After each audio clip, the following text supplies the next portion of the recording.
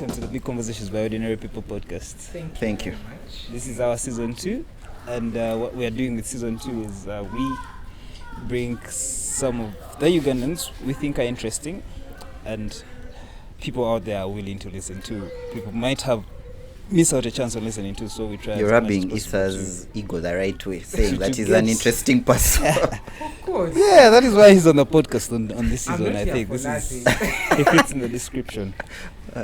So it's a pleasure to be with you guys, and we are looking forward for all of this. Me, I'm excited. Yeah. I'm actually excited. Okay, good. So I understand you guys also have a podcast, Yeah. the Krazed Podcast, and we were on the podcast a week ago.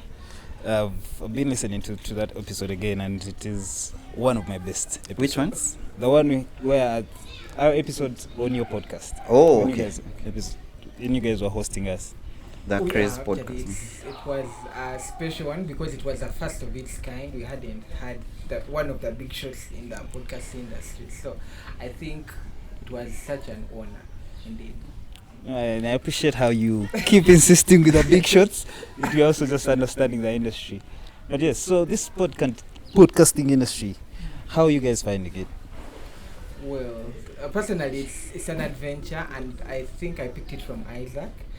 And I didn't know much about it, but he sold the idea, and we had to go away from the conventional media house hunting TV and whatnot. I think where it began from was we were all interested in media, and at that time I think our high school were interested mostly in TV. So we tried all sorts of ways to get into TV. Then we almost actually landed something, though that something was very costly in terms of doing it and whatnot. But so eventually we were like, okay, what's going to happen to our media dream? So at some point I was on the internet and I just somehow landed on the word, honestly. That was it, podcast. And I'm like, what is this? Could we do it? Can we do it? And when I found out more, I researched more, read more, and all that, and I found out that we could actually do it ourselves. No third parties, no situations of so you have to sell an idea to a media house, they have to buy it. Are you influential? Are you what? Write a proposal. Damn, did we write proposals? We wrote proposals. Actually, the easiest bit about this that it could easily fit in our schedules, being that at the time Yes, we had perfect. school going on, so we could just say now we were Now the we're bosses. Yeah, so we're it's the entirely bosses. passionate. People are Yeah, picking it's up and looking to maybe monetize in the Yes, future. most definitely. Yeah, I share the same because I was listening again to our podcast. Then I was listening to my co-host Kenneth when he was talking about story of how he actually got inspired to start the podcast. Then I remembered as I started a media club in high school, Wow. and we just kept pushing it. It was the only club that people were fighting not to exist. You understand what I'm saying? People didn't find its importance then. It was just me and our IT teacher that kept pushing it. for Then it. when I looked through that time and how much effort as that were making it happen, then I look at how it goes to make to podcast around here with everything. It rings the same bell with the same passion. But right, that's with the podcasting. And what maybe Yeah. to add on, what's interesting is that in high school, I think what me and Issa shared was that while everyone had a talent, so they could sing, they could dance, they could act. We were like, what are we good at? Well, like there was a constant pressure of I think society and school in general and friends and family to what are you good at? We were just But individuals. maybe Isaac, to bring you back again. While we were in school, we were really associated in that area. Many questions. Whenever anyone wanted to know about anything, or I was into writing. Isaac was into speaking. So I was actually head monitor. So in a School. way, it transformed our. Yeah. I think it was a talent. Only that by then we could not realize it. But Yeah. that is how in school they would say, "Hey, those people." But somehow we got to be known, yet we didn't actually do anything. So are you also looking at podcasting as another way you're going to be known? Do you look at being known as something do you want to be known? Who doesn't want to be known? I don't want to be known. I want to be rich and Covert, like undercover. and low key. I think there are I used to think that, but I don't know. With the way I can sort of describe myself, I don't see that being my future of not being known. I don't want to be out there to be looked at all the time. Yeah. But I think I'm also not. You want to be phenomenal, make history. Yeah, if my making history means I have to be known, then so be it. I really don't have a problem with that. Well, I wouldn't say. Okay, I also want to be known, because when you look at the things we do with a podcast, you might want it to change a lot of people's lives, and that means that your voice will be there, your face will be in so many places. So it's not something that you can run away from. Exactly. Speaking, when you say you wanted to change people's lives, yesterday I attended the TEDx IUEA, where speaker Kanari Mugume was speaking. So he was speaking on his passion and why he's doing journalism. Yeah, So I picked on one thing, because he talked about the challenges, like any other thing which has challenges. But since he realized that he could pick up really life-changing decisions, he has run stories where people where people are, how do they call it, trafficking children, and on the streets, that street business. So, and the government has now become impactful. This is because he ran a story on that, and this gives him much more passion. So, is it Krazed Podcast? It's Krazed Podcast. It's a Krazed Podcast. Yeah, Krazed Podcast. It's a Krazed Podcast also looking at changing lives. In what way is the Krazed Podcast looking at changing lives? That's what I'm trying to. Because we drive at. would like the kind of content we have is basically we try to relate things that have happened before and see if what is in the current situation. We try to relate both, and we feel like from what we produce, we'll have a discussion from way back and a discussion now and the projection. So we feel like if people are ready with this information, they can basically project what will happen to them. Unless Isaac has a different version. No, it's not a different version. That is what we are looking at. So if we have this information here, say, because in what we've had content episodes on mental health. All right. Yeah. So that such an episode, it could impact. So very many people are struggling with mental health, and it is now the talk of town, because here in Africa it is something we didn't know about much. You see people are turning suicidal, so we're like, why? So such episodes like the one we had could eventually impact on people with the information that we gather here, from here and there.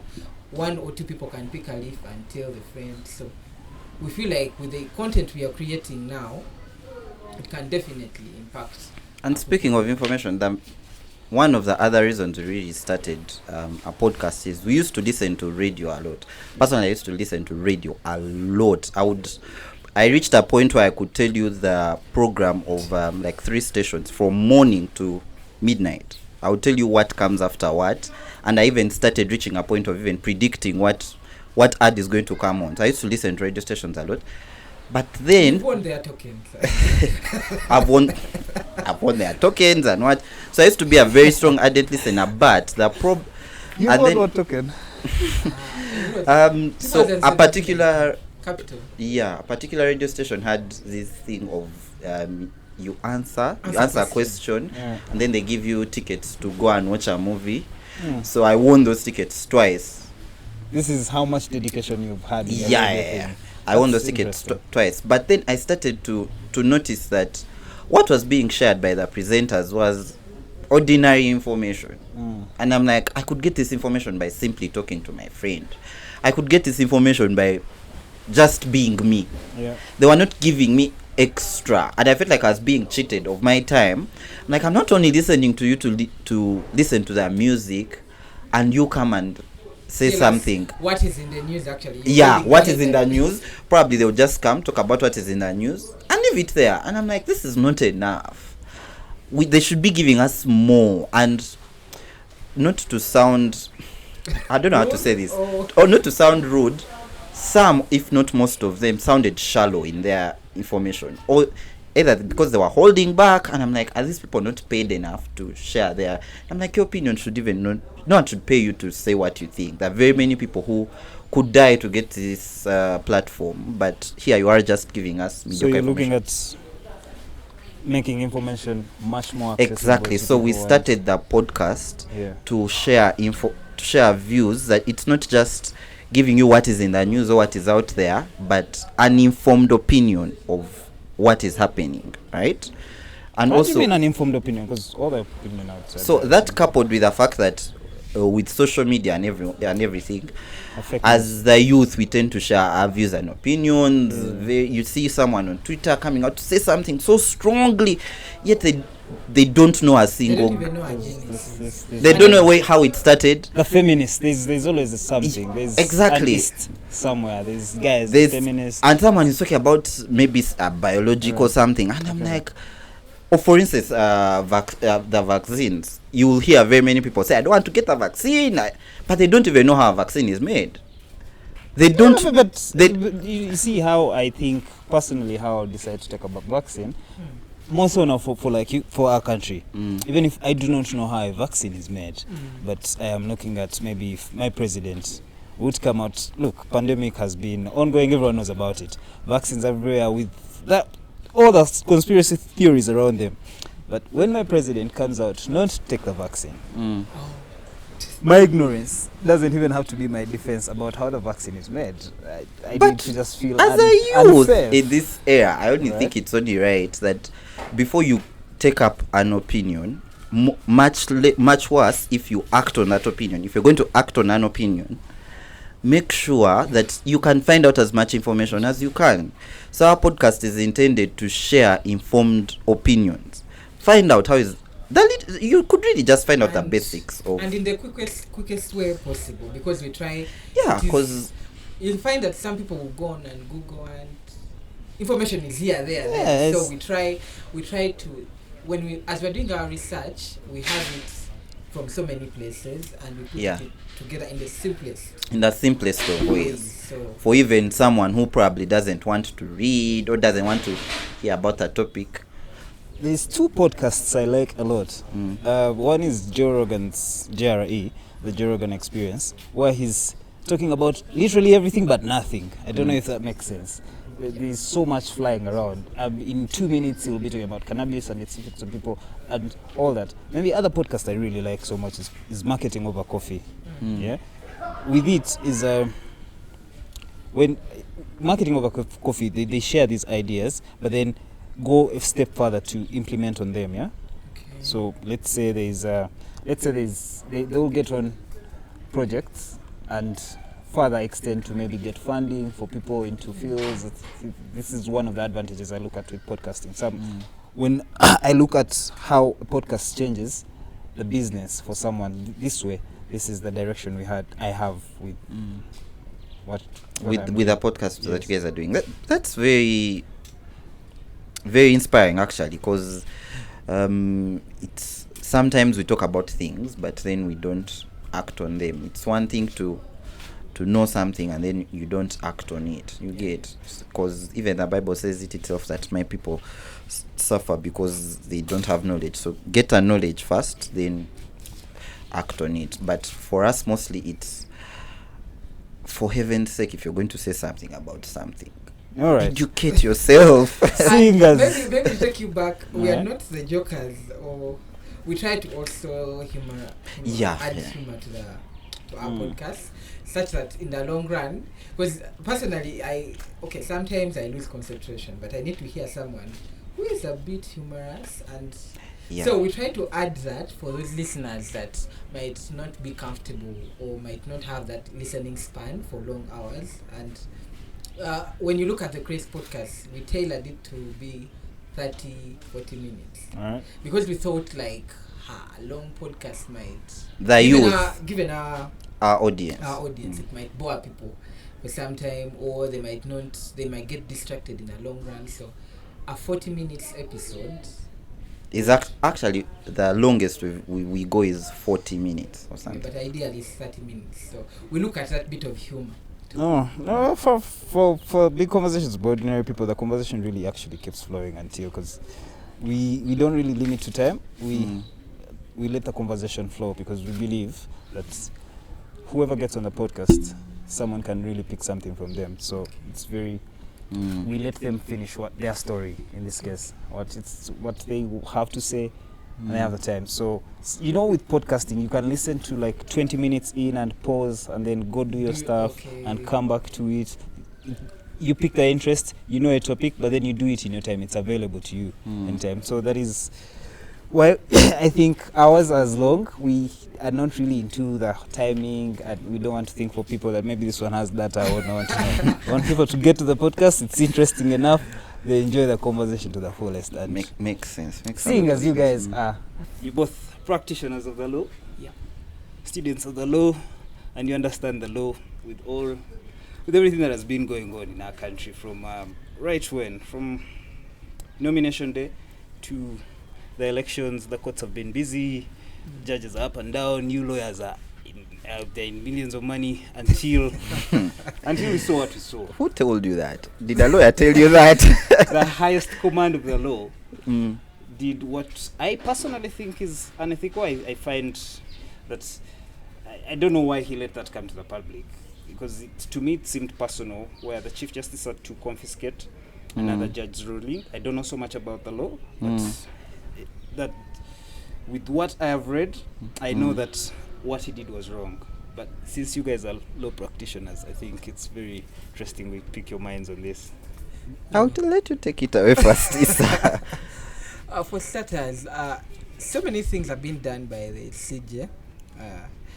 When Justice Kanyehamba, because he also commented about it.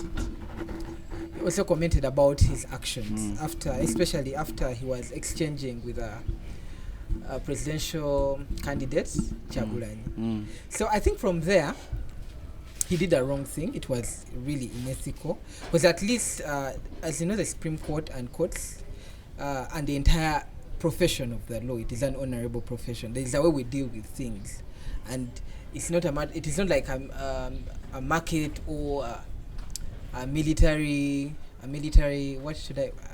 place where orders, and because here people are all land, because we address each other as land friends. So I assume the approach he had was really unethical, and from the rules, from the practice. Why? Because no, we don't know his reasons, but from practice, he's not supposed to confiscate the ruling, because the questions would come. The ruling was of a minority justice, her lordship Kisaakye. Yes. So we feel like if it is minority and you're confiscating it, what reasons do you have? He has not come out to state them. But the practice is, when the justices are on the bench, they have the option to either share their rulings with the rest of the justices, or it's not mandatory. All right. So why now the Chief Justice was like, no, you are supposed to share your ruling. Why aren't you sharing the ruling? That is how the confiscation came in, and that is how she was left to go to the bench alone, while the other 6 justices did not turn up. Her Lordship, the judge, Kisaakye, the brevity she took to stand out is what I am looking at. In a country that is full of dictatorship, where we've had cases of people that go missing, that has become the order of the day. And of course, I do not know, but everyone knows it's in plain daylight that maybe the elections were very, very unfair. There's a lot of injustices in the elections, So who blames the Chief Justice in this case? What's the power that the country has? Maybe before we get there, I believe this is one of those cases where we are not being told all the facts. So I believe our presumptions should be limited to what we are sure happened, right? Yeah, what we saw happening. The spokesperson because this was in real time. This was happening in real time. The spokesperson of the judiciary said, and this is the official stand of the judiciary of the Supreme Court, or the entire judiciary. Yes. The statement was that the other justices shared their opinions around. They shared all their opinions with her as well. And then when they asked her to share hers, she declined. She declined to share hers. So the previous understanding was, even with election petitions, is that the judges sit on a round table and they say, what is your opinion? What is your judgment? What is your judgment? What is my judgment? They share their opinions, then they come and read them out, or they go like, how are we going to rule on this? So that being the case, they found it. This is the official. This is not my version of facts. This is a version of facts from the spokesperson. So that being the case, they didn't find it. They found it quite they didn't find it okay for the other justice not to share her opinion. So that version of the facts does not talk about her opinion being confiscated. However, what happened as a fact is that the lights were turned off, the cameras were and everything was turned off. Mark, you see, what the spokesman could say anything, but will protect the judiciary. But the approach, like you said, the approach wasn't really of good administration, because ideally, I think such an administration has an area where, like, suppose a justice refuses, how do we deal with that? Then the questions would come up. It was a minority ruling. Why all that fracas on a minority ruling? Because either way, they would ideally would not, because the majority had already. This is one of those other. To me, this is how I see it. This is one of those other genius moves by Bobi Wine to actually, not like he orchestrated the move. No. I'm saying this for him to withdraw the petition from court, and this happening is just one of those genius moves to expose the justice system we have. I think and what does this say for you guys that are practicing the law? How are you guys feeling about your profession now? Because me now, I don't feel cool becoming a judge and what. No, there's so much drama. There's literally no power in the country. Even when you become a judge, you don't really decide. Well, I feel like why Her Lordship Kisaakye did whatever she did. I think at a certain point, someone insulted her intelligence, or even her ego. All right. You see, because they're in a much proper position. So I think she came out on camera to prove that, you know what, someone out there is saying that I should do this, but I have the power to do this and this. And so it was well within her right and power that is given to her by the Constitution to do what she did. It's something she knows that is happening in courts, in her court, actually in the Supreme Court. Because this thing did not come up. I think it was a series of events. Yes, that's what I was saying, that we don't have all the facts yet. So I think there's a lot more to come out of this, and we hope that the Chief Justice can come out and say something. And what do you guys pick from this? How do you feel about this? Well, it is as lawyers, really bad, especially if it is the people at the top of judiciary and at the top of the law. Because you see, when you look at judiciary, it is headed by the Chief Justice. We hope that, because it is him to make sure that all these laws and all these judicial officers are doing what they are supposed to do. Yeah, but the Chief Justice alone was already not eligible to take on the case, according to all the stories that are running. He's conflict in the case, I think, because he's former lawyer to the president, where he can't represent the president. But all this is just put behind our backs. But I think first of all, to begin with, I think it's very important that we protect these systems, the judiciary. Why? Because at one point we will need them to come and help us, especially if it is democracy. How do we protect these systems? Protecting these systems means that even when we are coming up with whatever opinion we are coming up with, we know all the facts first. What was done, in my view, was not very inappropriate. But this is the system we have, and this is the Chief Justice we have. These are the justices we have, and they're the chief custodians of the law. To get us together with them, right? The power they have is from us, the people, right? So it is our duty and obligation to make sure that we are judging them rightly, and we put them on the spot to say, why did this happen, and how do we make sure it doesn't happen again? I don't think it was appropriate, in my view, for the justices to walk out, for them to read their ruling, and for them to walk out on the minority ruling. It is only cordial, like Issa was saying, that they stay around and say, okay, fine, she has refused to share her ruling, but let's stay around. But isn't this how very many things of our country? We no. Like, But Mark, you see, this is good actually, because now we know what the situation is. It is good, and after this, I think now people will go back, or judiciary, or whatever the stakeholders will go back and find out. Now, I think something is wrong. Something if it is wrong. government, because government has the three arms: executive, legislature, and the judiciary. Government has to look into why is judiciary like this, and it is with the Supreme Court. If it is Supreme Court, maybe even the High Courts, there is some bit we do not know about. Maybe even the magistrates, there are some things we do not know about. So the registrars, the judges, and the justices, they really need to check out. It is good that things came out like this. Now the public knows. And it's good for the public to know what's going on with the judiciary, because it's much more painful to find out that something is wrong once it's directly concerning you.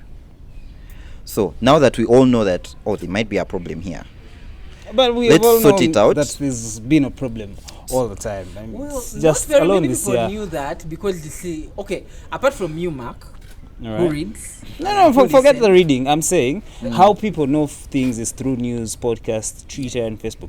And every other time we've had all these government cases come through and someone has to go to the court, let's say from the opposition side, we've seen all types of injustices happen repeatedly. So it's not new. We already have the Electoral Commission boss took on another job when they still have their job as a judge, as a justice, where it's still illegal. So we see these patterns of things happening in and day out in our country. Well, what I would say in regard to that, the Electoral Commission boss taking on a job when you are still a justice, the Constitutional Court has come out and made it clear that the law maybe wasn't clear before, but now it's clear.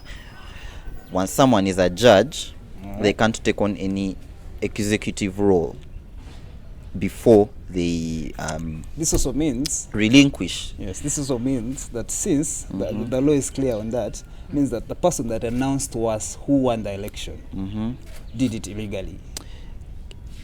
Essentially, that's what it means. But the court was sort of clear to say that before this ruling, it's okay. But whoever now continues to do it after this ruling, So it's going to apply to So it 2026. it does not apply retrospectively. It will Yeah. apply to the people to come. No, that's interesting. So we because what the court was doing, what the Constitutional Court was doing, was to interpret the law, right? And they came out to interpret the law and say that this is not appropriate. Because you see, sometimes the law may not be clear.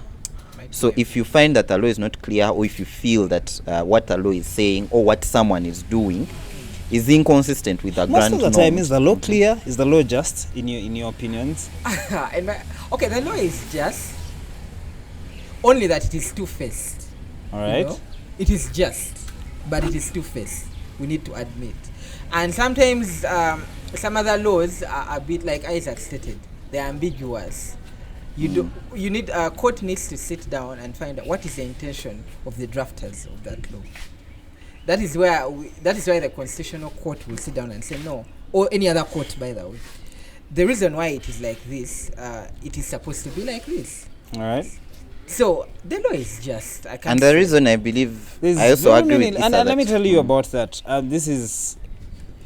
This carries a broad perspective from how I think the law is very unjust in my case. Because besides the fact that, of course, it's how we are arrested in this country, how, let's say, you're found and you're breaking a certain law, how you're arrested, how power works in our democracy makes the law unjust. Yeah. In many cases, I'm using the arrest thing because I've personally suffered a few times where, let's say, I'm arrested, past curfew, and you get bundled up for the tiniest of reasons, and you still don't have the law on your side on anything. There's nowhere you're going to take a policeman that, you bundled me up. I would agree with you that there's a lot of injustice going on, but I wouldn't agree with you in regard to that means that the law is not just. See how the laws are made, as I'm sure you know, or maybe. I don't know. He does Definitely. Okay. So we elect members of parliament, right? They sit in parliament and decide that these are the laws that are going to govern us. They debate them, A, B, C, D, right? That's why there should be more emphasis on who do you select to go to parliament? Because there are the same people who can even amend the constitution and whatnot, and there's a very clear procedure on how it's supposed to be done. So it's just what is wrong perhaps with our country is that how we administer the law. All right. Or how the law is enforced. Administration of the law in this country not even seems is selective. If you have power, it will apply to you differently. If you don't have power, well, you're going to be unlucky. More so if you are trying to threaten those with power. So the administration of our law and the administration of the law involves a lot of stakeholders: the police, the citizenry, those in positions of power, ministers, and so on, Totally because agree. they all have a role to play. And I think for me, what is unfortunate is that people in power, who are in positions of power, be it a minister, be it a policeman, they do not understand that when they bend the laws to favor them or do whatever it is they want, Yeah. regardless of the circumstances, they are breaking a system that they will need at one point in time. And once this system is broken in such a way that the laws don't apply the way they're supposed to apply, it will affect them. It may not even be them, it may be their children. Yeah. So personally about that, the opinion I have is that it's not about the law. The law is clear and very beautiful. Once you read it, you're like, yeah, a Ugandan is catered for. But when it comes to the due process, especially with police does not know the law. The policemen do not know anything about the law. The law is clear on how to arrest someone. How do we go past some of these things? In your opinions, I know, how do you think that our systems will ever change without us going Martin Luther King on things and taking tea to the streets and because nothing working right currently? The election is in the public court, the people's court.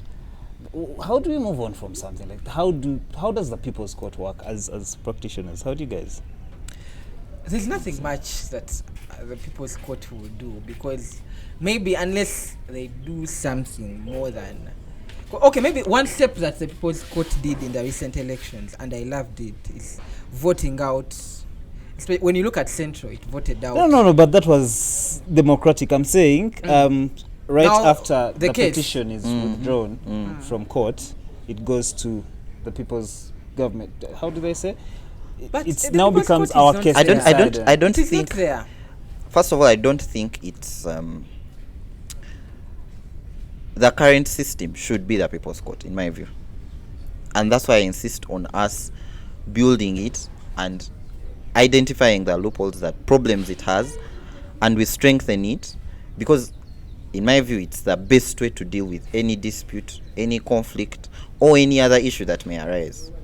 Because the people's court, in my view, involves a lot of other things. There are no clear rules of how it will operate, and over time it has shown that the people's court can be volatile. It comes with a trend. Today it may be Honorable Chagulanyi, tomorrow it may be someone else. Yesterday it was Besigye. So and that should be that should be the case. That, I mean, people go with whoever they want at the moment, but there should be clear guidelines of, okay, this is the person you want, let him be elected like this. If he's not elected, let there be he can petition court to have the same done. And going back perhaps to what you had mentioned, what are my views on him withdrawing the petition? Yeah, him withdrawing the petition and it moving to the public court for us to decide, like, how do we move on from this, because there's a strong dissatisfaction of how we feel about the results.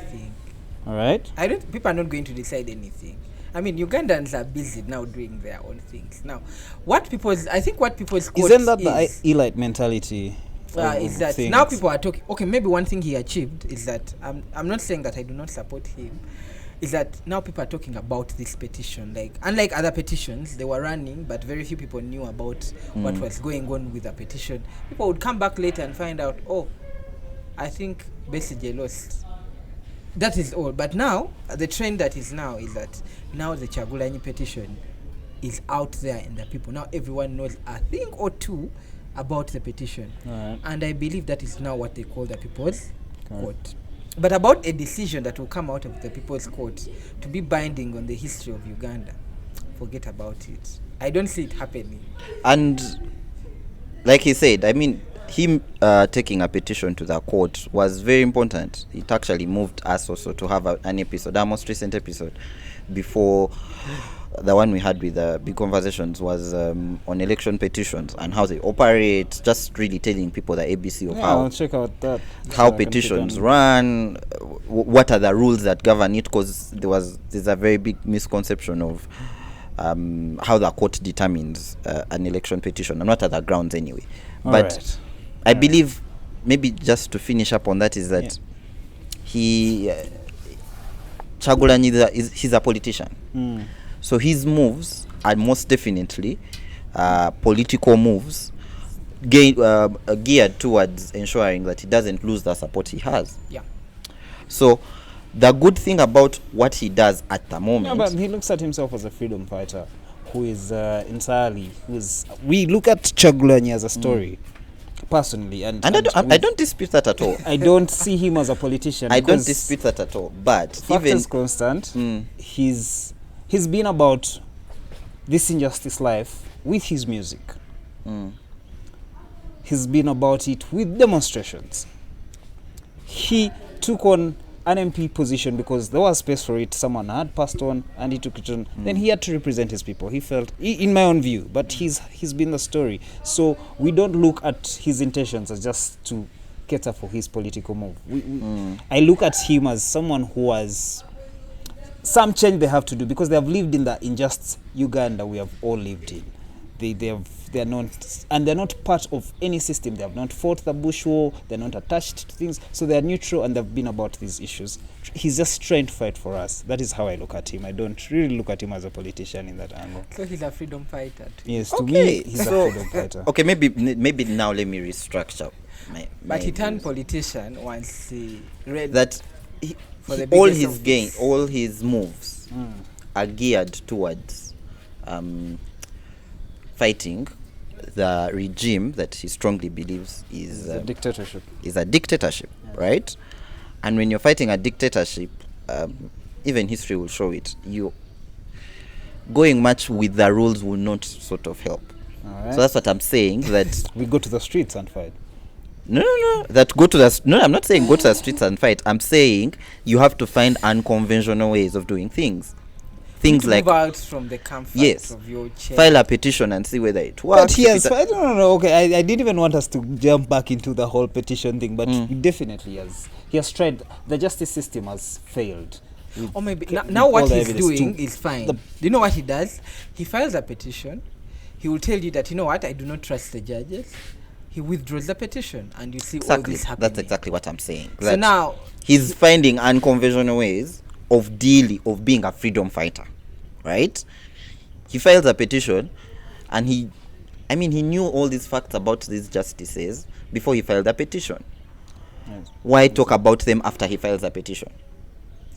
So he files a petition. He wants because it's the right time to talk about them. It's the right time thing. Remember, he had additional evidence to support his petition on 2 applications. Which was, I think, they were denied. Yes. And then when you look at the past petitions, you find that these applications for addition of extra or more evidence were accepted. So he's like, you see, now I file my petition. Court does not allow me to put additional evidence, which he really needed. So I think it was actually a wise move to withdraw the petition, because there was no chance of success with the amount of evidence he had filed already. Okay, moving on. I think from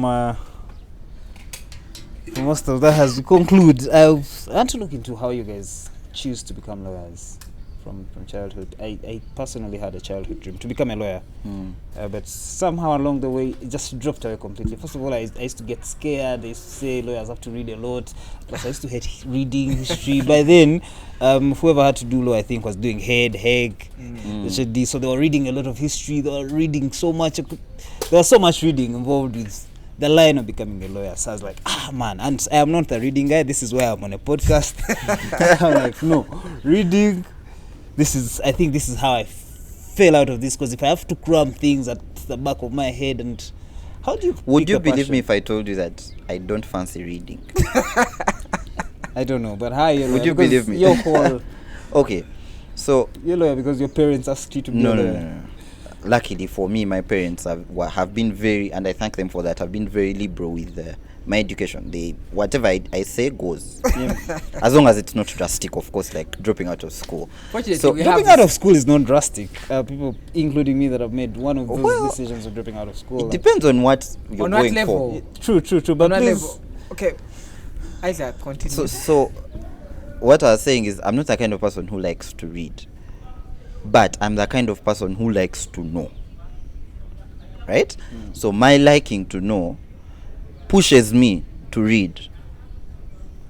So, and I found ways of reading. I'm not the kind of person who will sit there for 4 hours straight reading. No, I'm the kind of person who will sit there for 1 hour or 2 and read. But I make sure whenever I'm going to read, it's focused reading. So I came to be interested in that. How do you come about with focus reading? Because that's something. Focused reading is I plan for it. I go like, today I'm reading on this. What exactly on that? If it's a particular topic regarding the law, say for instance, I'm reading about election petitions. What about election petitions am I reading? What other cases am I going to read? And I think everyone, even if you're not doing law, should have this in mind. Their stuff. Yeah. Even if you're not reading for school and you're reading for maybe to know. Have focused reading, because the world we are living in right now, there are a lot of distractions on the phone. Your friend is calling you, you're sick, you have someone who's sick, very many distractions, right? But if you have focused reading, that will even help you plan for to look back and say, what have I done, what haven't I done? You get, so you plan for it and say, I'm going to read this in how long is it? Is this how you've had the focus reading from way back until you decided to take on? Yes, but what really got my interest in the law is how is it that what interested me really, and I think this is an interest with humanity, of we've reached a point where there are agreed rules of relating with each other, that if I have my plot of land, don't encroach on it. So it really interested me, how is it that I can't go to them, or I've grown up to know that I can't go to the neighbor and steal, but yet we know that you get those rules of relating with each other. How is it that we have rules of, if I create a product, you must buy it, you must give me money for it? How are people protected? How are people's rights protected? Rights in terms of even of life. How is it determined that this one gets to go to jail and this one doesn't? That different things, everyday life. So that's what really caught my attention with the law. I think that was my senior too. So I got really interested, and I was like, I really want to be a lawyer. Plus, as I'm sure people can tell already, I like speaking. So I like airing out my views, but mostly when I know. And what's interesting is that the law for me is really something that affects us as individuals, right? Yeah, I've seen young lawyers like yourself cry out online on Twitter most of the times. There's when we actually trended the whole time, and they're crying out on how they are not paid in law firms. They are given 10,000 to run around a week. Technically, not 10,000, but you get. Yeah. So it's such a struggle, which is the same with the same hustle with every other hustle, in my own opinion. But since lawyers think they are, in my opinion, meanwhile, since you guys think you're very learned, you think you can just bypass the hustle and get straight to 1 million, 100 million paying gigs. Well, I don't know, because I'm bringing this up because I've seen a lot of young lawyers come out to cry about the whole process of working with the firm, from LDC and how they're paid. How is the process for you guys? Well, we've not been there yet. Okay, I've been there for the past around 3 years. I've been interning in a law firm, but I can't say it cannot be all glitter and gold. Yeah, you see, all glamour. When you enter law school, and from the information we've had, there's a lot of these expectations, nice cars. You're going to wear a slick suit. But then when it goes sit back in a swinging on chair. I can't say that being in a lot does not pay off, because I've had some little money coming in. Like today you get a lot of money, you don't even know how to, and then the next day you do not get money. So I can't say that it is all bad, but like any other professions, there's a lot of challenges. However, you need to know definitely some of those law firms, apart from the high profile law firms, of course you will have your 10,000, run around with it. Your 10,000 in court. Yeah, from a personal point of view, I have no problem with it, because first of all I needed my money for was airtime and maybe clothes and outings. In my maybe view, for someone who has so a you family. undervalue yourself as a I do person, not undervalue myself, because or you think that is the process right now, and that you're is willing the to wait process it that out? someone should go through, because aside from running around, there's a lot of things that you get to learn while you're inside there, because it is something, for me it is something that I held very precious, away from the money. Maybe at a certain point I'll be my own boss and I'll decide on how much to give Not maybe, you're definitely going to be. Yeah, I'll be my boss.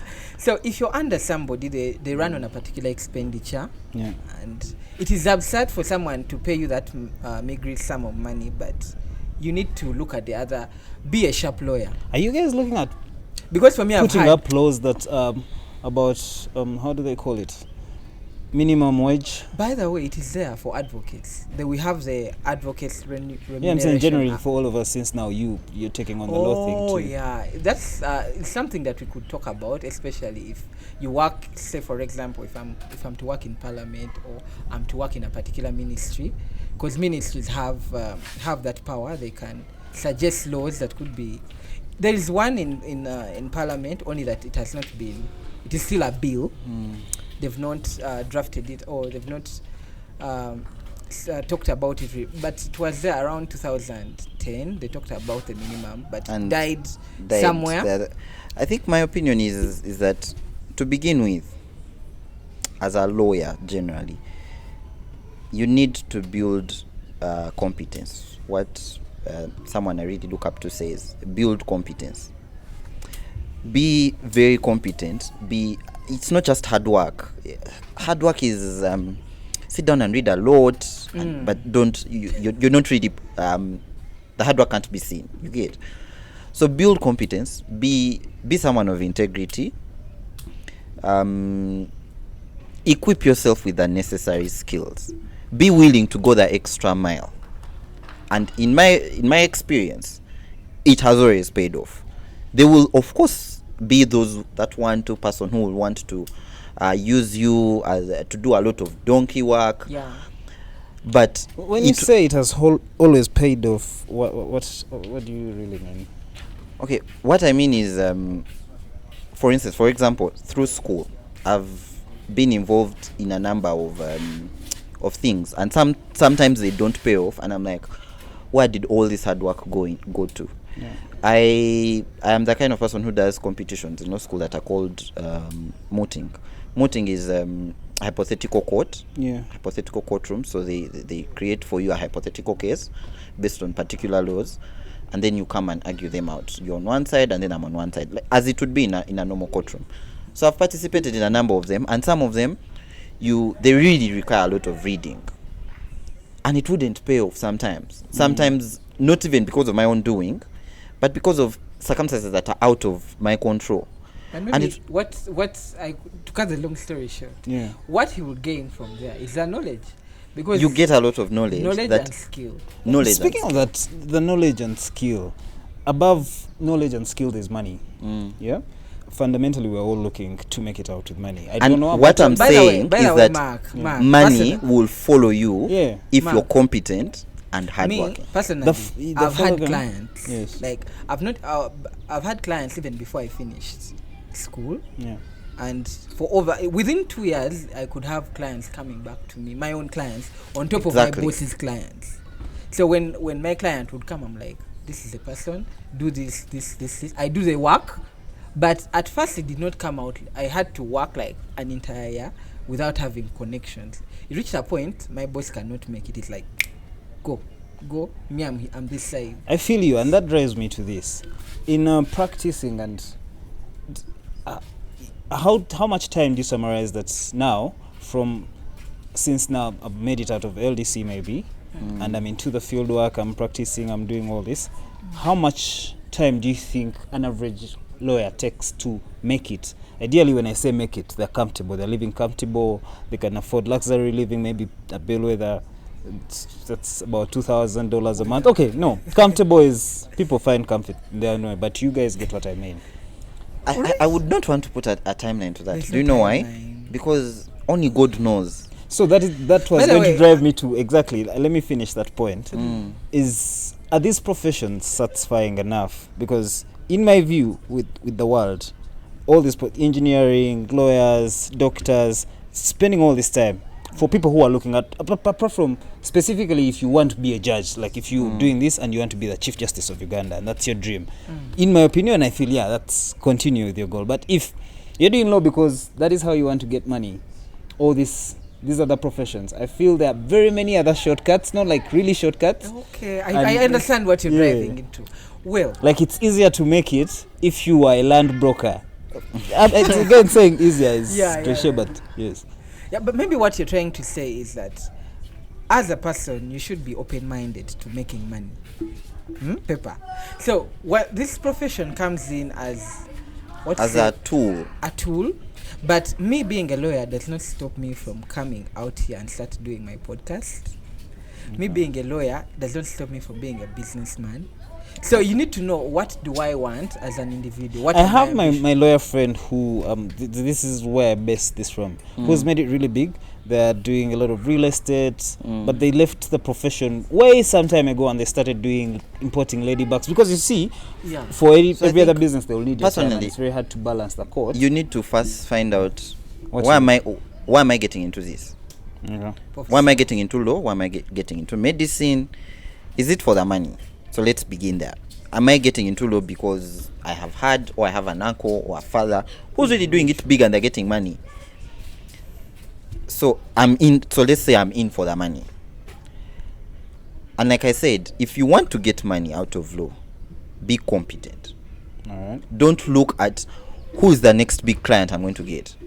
If you do it like that, it might never come. That's why, and I'm sure this may sound cliche, but don't go for the money, because when you do that, you miss the point, and at the end of the day, what do you go for in this case? For the competence and the process? Have a reason. Yes.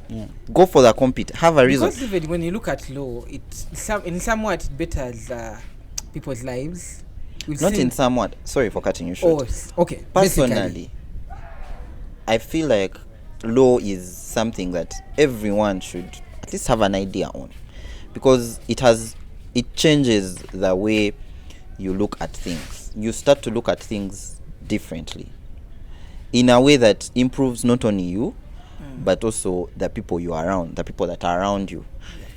Your problem solving abilities change. And I'm not saying if you don't do law, you're doomed. No, and I'm saying you might find even the problems that you solve are not actually the courtroom problems. Exactly. Ordinary problems. Some people enter business, they're like, what should I do with this? No, you're like, no. Have you read the document? Simple language. So none of you guys is looking at, as we conclude, none of you guys is looking at becoming Chief Justice at some point. Change things around here, because definitely we need someone with a passion who is going to come up. I don't and stick to their words. Personally, I don't want to become a judge, because I don't want to be in a judge's. Because what a judge does is they sit. Let me hear what you have to say. Let me hear what you have to say. What does the law have to say? And they decide. I feel like I would have more impact if I get to influence the judge based on the law and based on how good I get to argue my case and how good I've done my research and how well I know how to really use the law to benefit my client. Isa, you don't want to be the next Chief Justice? Yeah, some people have told me that I should be a Chief Justice, and I think I can make one, a good one. Because some people think that way, not because you think that way. Well, Mark, I can. I'll pray for you become the Chief Justice. So as we conclude, I always have to ask a lawyer when I meet them what they think about, now that I have to, what they think about legalization of marijuana in our country. Well, because it's now legal in about 26 countries in the world, very many states. Kenya is looking at it. In Africa alone, Lesotho was the first country, to legally accept it in trade. What do you guys think about it? Well, I don't think it is something that they want to really, because even here in Uganda there was a discussion on whether they have to legalize it given the medical benefits. If it is for the medical benefits, why not? It's fine. Personally, I think it's always a case-to-case basis, and I think for our country, marijuana is really being used for the wrong reasons. So that shouldn't be legal.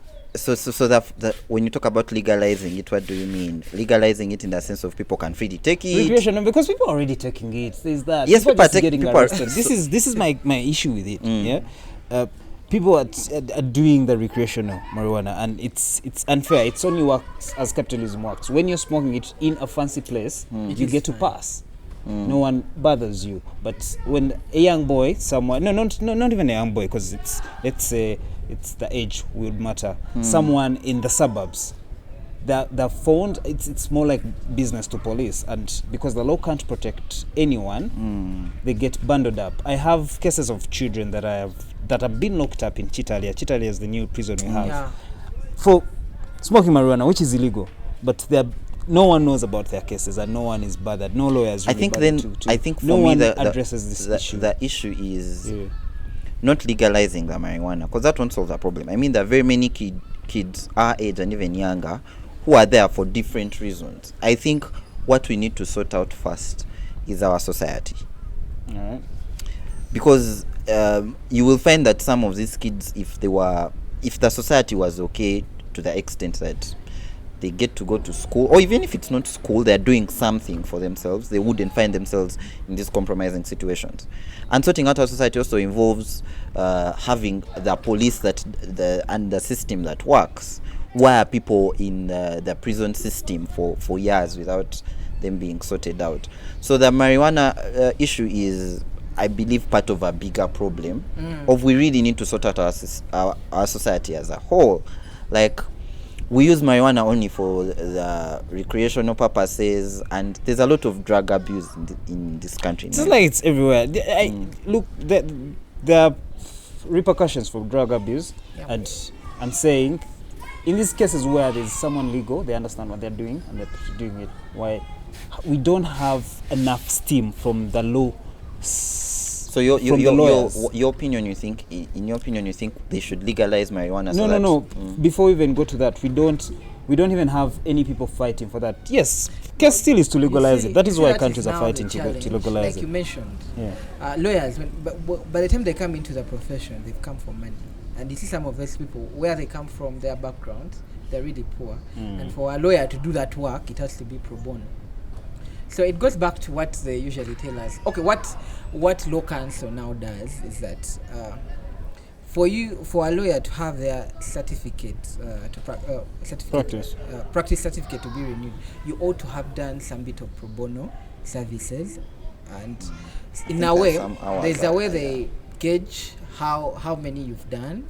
I think they issue points. Determine them, in terms of points. So I think lawyers out there have to do a little more about pro bono service, especially in prison, because you might find that if people are remanded for so many years, and yet the law is clear, 48 hours, let the people go to court. But that does not happen in Uganda here. We do not see. I think the issue of abuse in terms of drugs, abuse in terms of the system, and really people not doing. In this case, I don't even want to look at marijuana as a drug. I want to look at it as a herb. Yeah, this is why they've legalized certificates to plant it for exports. But even if you do that, if you still have the issue of abuse, and I think for me it goes back to individuals. That is more like stigma, because you see, it's people abuse alcohol way a lot in Uganda. By the way, there's a drunk man falling off the road the next two steps. That's what I'm saying. That abuse, that it goes back to, we need to look first before we even go to the society. As an individual, are you doing everything you ought to do? If you're taking that beer, are you supposed to be taking that beer? Is it the best thing you could be doing? Everything you do, make sure that you're doing it to your best, not only for you but for the society, because that's how the problem grows. It's one person taking marijuana, and then they are caught, and then the police is not doing the right thing of having them in court on the right time, and then the judges are probably also not doing their work because they're not hearing the cases on time, and then I think the ripple effect of very many individuals are not doing what they're supposed to do. So yes, we can have the law to legalize it. For me, it would be clear, legalize it for purposes of medicine. Otherwise, you'll find that once it is legalized for people to take in their allocation of time, I think it will be a waste of time. All right, that is because there are other laws that regulate that is the Anti-Narcotic Act, because it regulates all those drugs that are not supposed to be taken. So legalizing it to take some time, because they need some of these laws need to be in harmony with other laws. And I feel like as a country, probably as the world as well, because the world is looking at it in a bigger. This is my issue with marijuana again. Yeah, like everything else has its effect. Yeah, I'm saying we have people who are using it. Like we have creatives using it. Yeah, the law knows. People understand. Lawyers. But I feel like even all the time. People are not even arrested anymore for it. They are, and I'm speaking for the minority. So, okay, let me understand. Yeah, what is your issue with marijuana? Business with police. It's something police does to just keep, because the more how I want to understand how police night business works in the experience I've faced is they need to get in inmates for some funds to keep moving, the feeding, the food, what. So what happens? The very first immediate victims of this are marijuana takers. Are marijuana smokers. Yeah, because they're so easy. They will go to a ghetto and bundle up a ghetto, take on a ghetto, get all these people and arrest them. Yeah, it's wrong. It's because it's legal. It's illegal. But you know right that's now. being done for everything. No one gets arrested to be in the because alcohol is legal. Alcohol is legal. So I'm saying the pressure. Yet we have a lot of creatives from these. I feel like that will not solve the problem. You will take away the marijuana problem. The police will move on to something else that they can bundle people up for and keep money coming in. See, I'm sure the talk of curfew and policemen gaining from it. If once curfew is lifted, they will look for something else. Because the other time, before idle and disorderly was because was done away with, initially they would find you somewhere, day or night, and take you idle until the president and take you. So that you know what. But on my end, the issue is with individuals, each and every one of us, me, you, the president, the mayor, your neighbor. We need to take. And the Pope, everyone. Personally, for problems that are affecting Uganda, let's start with Ugandans. Yes. Like you mentioned, lawyers have there are some lawyers who have a lot of money. If they can take off some time, they have money and influence. By the way, there are some lawyers that have influence. So they could go to these prisons, take out these young people, especially if they are minor cases like those ones. Yeah. If they've been on remand or for such a long time, for 2-3 years, they can easily come out with. You just talk to the judge. You know, this one has. As young lawyers, don't you feel like you guys should influence some of these ignored? One of my very, very, very good sitcoms is Big Bang Theory. So there's a scene, I don't remember what episode, but there was this guy who was really fighting for the legalization. So he goes right ahead, and actually my other best podcast is on Netflix. It's called The Midnight Drum. The very first episode, they're just talking about the legalization of marijuana. That's why I brought it up, because I feel like it's a conversation that needs to start to run in Ugandan airwaves. You know why? Because there's a lot of people that are down in prisons for just smoking weed, and I feel like it is wrong. Maybe personally, I happen to have the opportunity to go to one of the prisons for a plea bargaining project in Bara.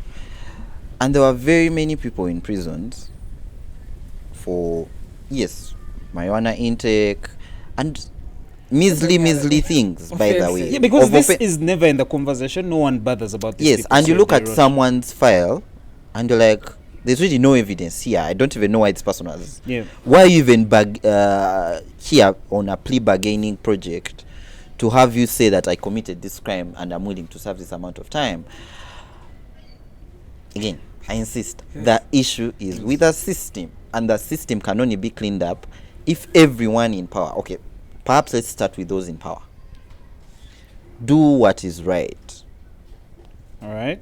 Ensure That do is what our is right. strongest hope as human beings is to hope that Do people that have everything power- in your power to do what is right. Because What is a bit of change, I think, because change how? because now the old brooms cannot sweep enough. Okay.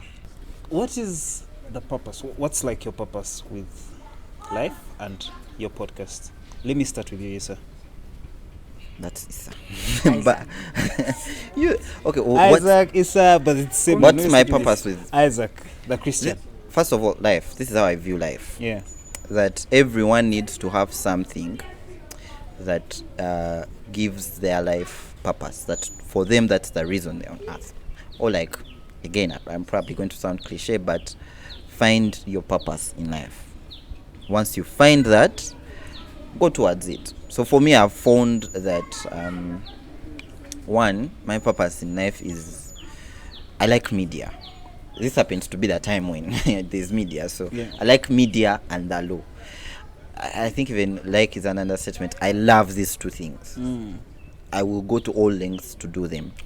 And that drives me to feel like I'm fulfilling my purpose on earth, which is to share my and ensure that more people do whatever they're supposed to do the right way.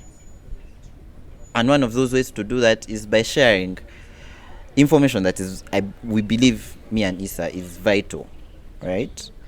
We believe is vital and is necessary. And sometimes it may not even be just the information, but just how we share our information and how we do our things to create sort of a platform and an environment where we, to all sorts of levels, to the highest attainable level, we do think what is right. We do it the right way.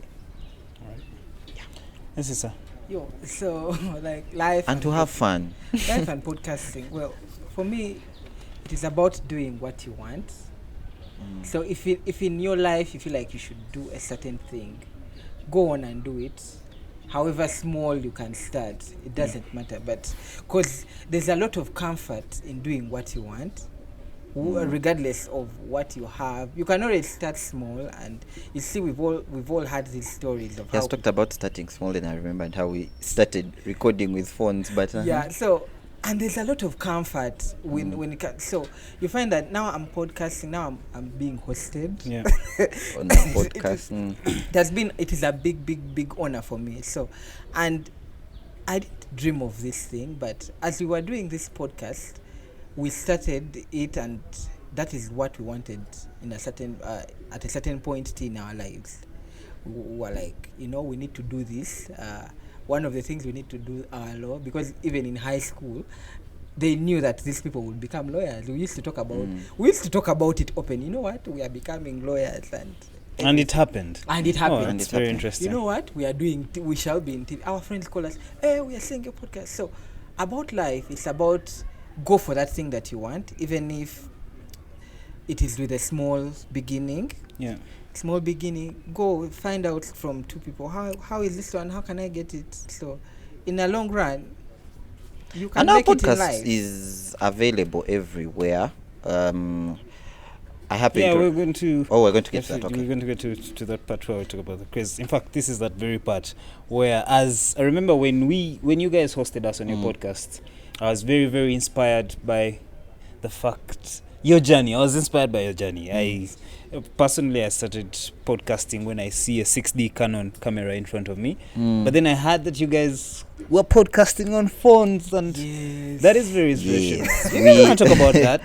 Well, I don't know why we had skipped that, but it was a phone, and we couldn't go to, like this. This is a fancy place.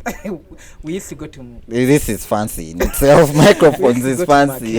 And we would have problems with sound. There were marabou stocks, and each time Yeah. they would make a sound. Yeah, and they we could can actually pause. poop on you in the So- midst of podcasting. And the see problem quite- was the problem was we wanted to be our own bosses, so we couldn't put that power into someone else's hands of come at this time to record, give us this amount of money. So we did as much research as possible, and we found out, wait, our phones have microphones. Isaac, you phones can remember we record. also tried to get studio, but Yeah, we tried to get delayed. studio time. It delayed And you're like, the no. amount of money we would invest in it. So what we used to do is, we first used the phone the way it is.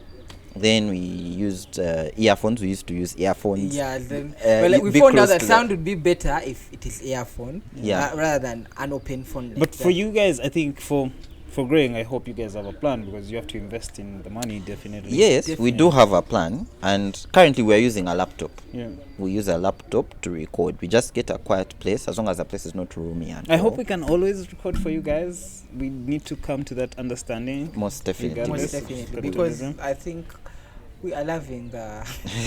The ambience. It's really 'Cause comfortable. I think already I was sharing on my social media, and people were like, "Where is this?" And I'm like, "Yes, this is where we are heading." This is Oh, where that's And if you want interesting. stuff like this, you know who to call.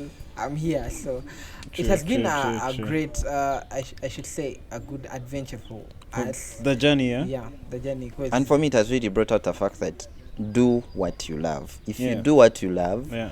and you don't will do go it to- like the other person is doing it. You know, Yeah. Do it I within really, your in means. fact, today on my Twitter, Mm. I talked about the passion thing.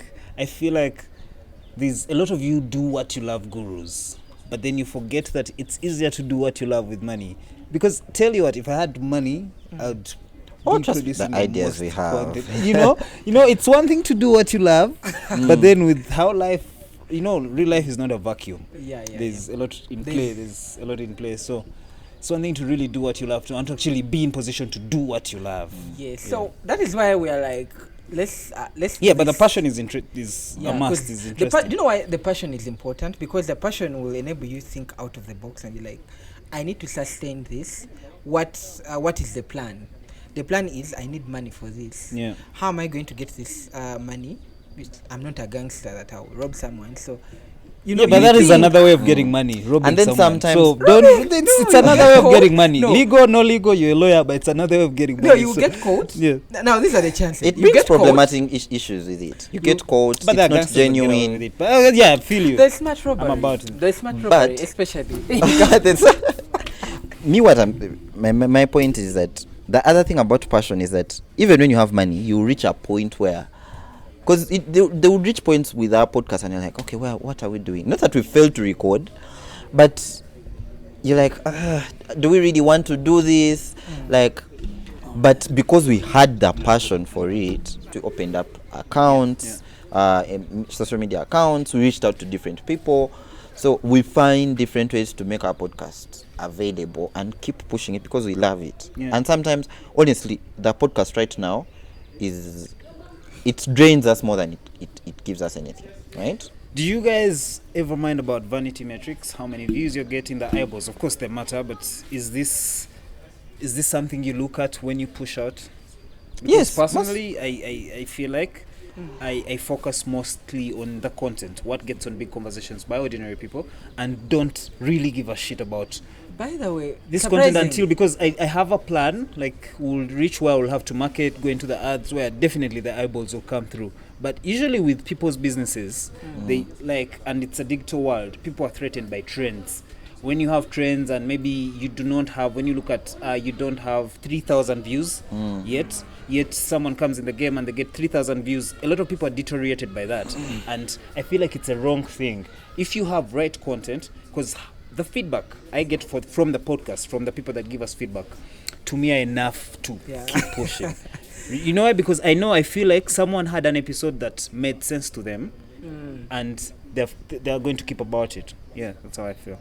Well, when you look at our viewership, we do not really mind about it. Actually, personally, I don't know what we are having right now, but when we often do check, like from each and every episode, we realize that we have more views from what we had the previous episode.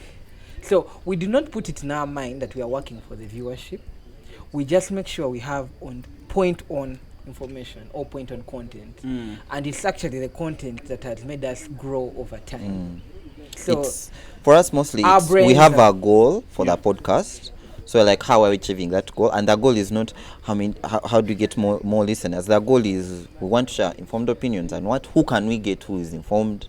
What topic are we going to really have that's going to trigger our minds as well, to have the humor and all that.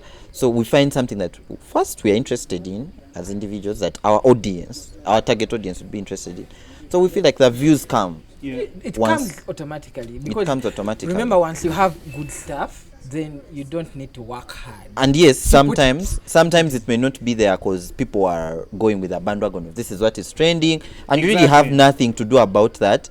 And it's mostly because of social media. So someone will follow something or get to follow up on something because their friends are following it up, not because they're really interested in it. So you really don't have much to do about that.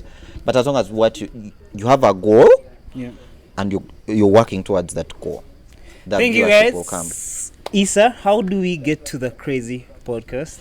Well, you go to Google, type in the words or the letters KRAZE, then podcast, then you can. Is that very relevant or it's not? The Krazed Podcast or it's Krazed Podcast? Krazed Podcast. Whatever you do. Yeah, those are two different things, by the way. Actually, even in search engine optimization, Krazed Podcast. No.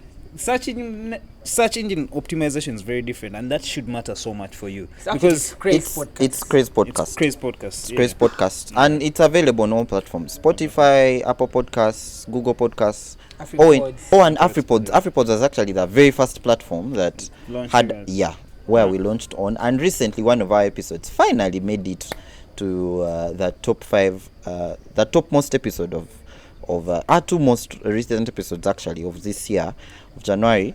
We made it to the top most listened to episodes on AfriPods. Top 5. Wow, that's very interesting. A start. Then when it came to Feb, then when we came to Feb, we released another episode. The first one of January was in regard to the general elections, where we had the ED of Foundation for Human Rights Initiative, Dr. Livingston Sewanyana, and we made it to number 2, top 5 most listened to episodes. That is interesting stuff. Then the second one was... That's good stuff. Which one was that? The second one of 2020. Oh, the friendship episode. We had friendship. We had a friendship episode. So, but you see, AfriPods is a bit Africa, like it's. Yeah, it has African podcasts. Oh, that's interesting. I'll check that out. Yeah. And waiting for your other episode where you hosted that and see how that goes. Wait. Yeah, most definitely. And I can't wait for this one as well. All right, that is it. Thank you again, Isa, Isaac, for being on Big Conversations by Ordinary People. I have had fun. Definitely we'll have you around again. Thank you to everyone else behind there. Thank you to Happy for coming around for this episode too. The feeling is mutual. Thank you for having us, and we can't wait to be back.